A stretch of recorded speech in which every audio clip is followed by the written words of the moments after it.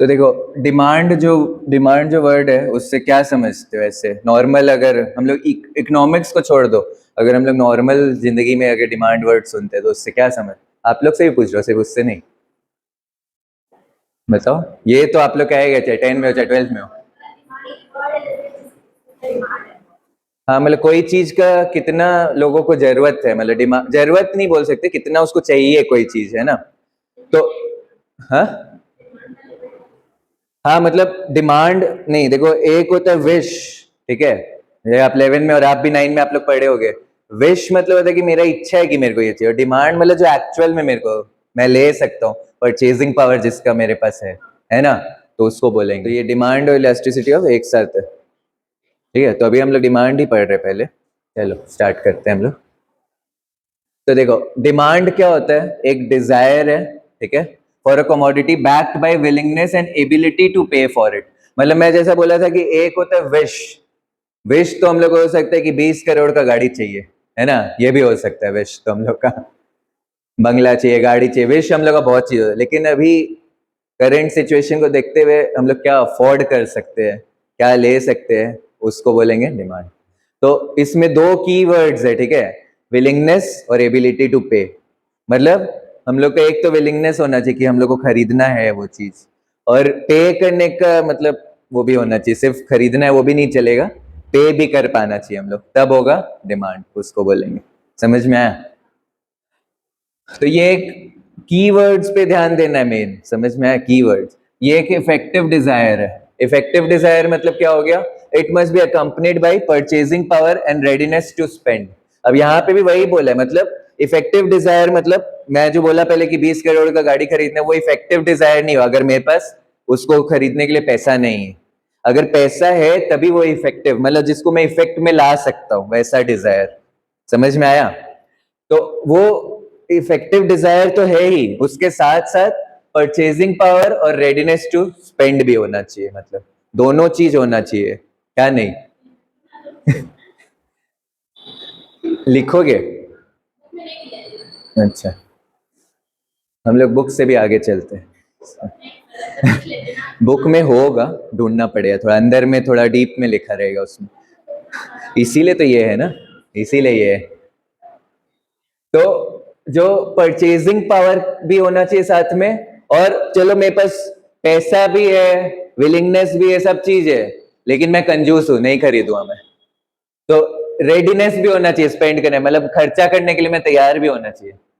कंजूस हूं तब नहीं खरीदूंगा मैं, तो वो फिर डिमांड नहीं कहलाएगा। समझ में आया बात?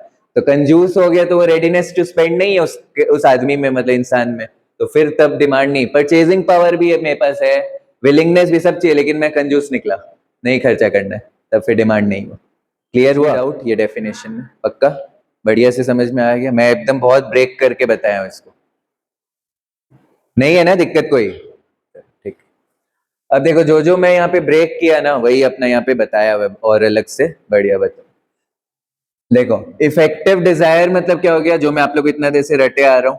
Demand is just not just a wish. Wish वाला वर्ड मैं कब से आप लोगों को बोला, सिर्फ विश मेरा इच्छा से नहीं है, ठीक है? The consumer must have the ability and willingness two by. मतलब मेरा, अगर थोड़ा सा रफ भाषा में बोले तो औकात होना चाहिए खरीदने का, और विलिंगनेस भी होना चाहिए, मतलब इच्छा, मन का इच्छा भी होना चाहिए। समझ में आया? अब इसमें तीन एलिमेंट्स है डिमांड में, अपने ऑलरेडी पढ़ चुके हैं, रिवीजन ही चल रहा है, इस डेफिनेशन को ही ब्रेक किया हुआ है। क्या है पहला? सबसे पहले वो सामान, गुड जो है, उसके लिए डिजायर होना चाहिए, इच्छा, खरीदने का इच्छा होना चाहिए। विलिंगनेस टू पे होना चाहिए, ठीक है, मतलब पे पे करने का भी इच्छा होना चाहिए, कंजूस नहीं होना चाहिए मेरे को, ठीक है? डिजायर तो है लेकिन पैसा खर्चा नहीं करना है, वो काम नहीं होना चाहिए। फिर एबिलिटी टू पे भी होना चाहिए, मतलब जो औकात वाला चीज मैं बोला, परचेजिंग पावर। समझ में? इसे वर्ड जानबूझ के यूज कर रहा हूं आप लोग को, ताकि याद रहेगा, एक अलग सा वर्ड यूज करेंगे ना अपने, ठीक है? अब डिमांड और वांट, दोनों में क्या डिफरेंस है? हाँ, तो डिमांड मतलब क्या होता है? नहीं चाहिए। हर्षिता ट्राई करो। डिमांड और वांट।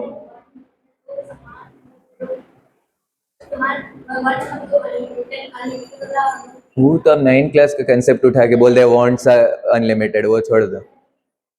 नहीं ऐसा बात नहीं है, इको तो पूरा यूज होगा। मैं यहाँ पे बोल रहा दोनों में डिफरेंस चाहिए मेरे को। आप तो वांट्स का कैरेक्टरिस्टिक्स बता रहे हो मेरे को। डिमांड मतलब मैं क्या बताया, चलो पहले वो बता दो। डिमांड मतलब तो अभी बताया, वो बता दो क्या बोला। हाँ, डिजायर टू परचेज, वो विलिंगनेस रेडीनेस सब सेम हो गया। Desire to purchase, willingness to pay, और तीसरा क्या दिख रहा होगा ना यहाँ पे, तीसरा नहीं दिख रहा है, ये नहीं, यहाँ पे ये नहीं दिख रहा है, एबिलिटी टू पे। विलिंगनेस टू पे और एबिलिटी टू पे दोनों अलग अलग चीज हो गया। आप विलिंगनेस के संग परचेजिंग पावर बोल दी, इसीलिए मैं आपको बोला। समझ में आया? तो डिमांड तो ये सब हो गया। वांट मतलब मैं जो बोला कि मेरे को 20 करोड़ का गाड़ी चाहिए, वो मेरा वांट है। लेकिन डिमांड में वो कब बदलेगा, जब मेरे पास क्या है, उसको खरीदने के लिए पैसा है, तब वो बदलेगा मेरा वांट डिमांड में। समझ में आया? अभी चलो आप लोग से मैं पूछता हूँ, सबसे महंगा चीज आप लोग का क्या मानने का है? जो कुछ भी हो सकता है, वो बताओ, सोच के बताओ थोड़ा सा। सबसे महंगा चीज बाइक, कौन सा बैग? चलो कौन सा छोड़, कितना रुपया का आता है वो बैग, ये भी डिस्कस करोगे? अरे एक होगा ना कि इतना रुपया का आता है, तो मैं ऐसा चीज बोला जो आप मतलब खरीदना चाहते हो, लेकिन थोड़ा नहीं वैसा चीज मैं सोची नहीं हूं, कभी मैं देखी थी तो मेरे को खरीदना मम्मी नहीं दिलाई, वो मैं नहीं पूछ रहा हूँ। एक ऐसा कि मतलब मम्मी भी दिलाने के लिए रेडी है, लेकिन हम लोग के रेंज से थोड़ा बाहर है, वैसा चीज मैं बोला। सबकी लाइफ में कुछ ना कुछ वैसा होता है, आप लोग बताओ तब तक। क्या चीज? आईफोन क्यों? 20 प्रो चाहिए रह सकता है आप लोग, आ ही जाएगा। आप लोग जब तक खरीदने लायक हो गए 20 क्या, उससे आगे चला जाएगा। और आपका क्या है? Mac, MacBook. तो देखो, अब जो ये आप लोग बोल रहे हो, लेकिन अभी खरीद नहीं सकते हो ना, तो ये आप लोग का वांट है। जिस दिन पैसा आ गया, बस इतना ही दूरी है कि आप लोग को दुकान में जाके पैसा देना और मिल जाएगा, वो हो जाएगा डिमांड। दोनों में यही डिफरेंस है, वांट और डिमांड। अब समझ में आया? वांट इज अनलिमिटेड डिजायर, जो आप बोल रहे थे, समझ में आया? तो want is unlimited desire, demand is limited by income and prices. जो आप लोग जो आईफोन और जो भी ये सब बोले, वो अनलिमिटेड आप लोग का डिजायर है, क्योंकि अभी अपना उतना नहीं है मतलब। और डिमांड जो है वो इनकम और उसका चीज का दाम कितना, प्राइस कितना है, उस पर डिपेंड करेगा डिमांड हम लोग का। अगर हम लोग के पास उतना पैसा और देने के लिए है, इनकम और प्राइस जो भी है उसका वो पे करने के लिए, तो वो डिमांड है। अब ये तो आप 20 ठो बोलोगे गाड़ी चाहिए, तो वो भी वांट में आएगा। समझ में आया? अब इंडियन एक एग्जांपल हम लोग लेते हैं, देखो आप लोग के लिए आया। Sorry, if a student wants ₹50,000 laptop, ठीक है, अभी जैसे आप आईफोन बोल रहे थे आप, बट हैज ओनली 5,000, पॉकेट है, पॉकेट में पैसा है सिर्फ 5,000, और लैपटॉप कितना का चाहिए? नहीं नहीं, 50,000 ही बाबू। 5 लाख का कौन सा लैपटॉप आने लग गया? मैक भी नहीं आता, मैकबुक भी नहीं आते 5 लाख का तो अभी तक। तो पॉकेट में पैसे है 5,000 और लैपटॉप चाहिए 50,000 का, तो थोड़ा सा औकात के बाहर हो गया ना चीज। तो इसीलिए it is not demand, only a want.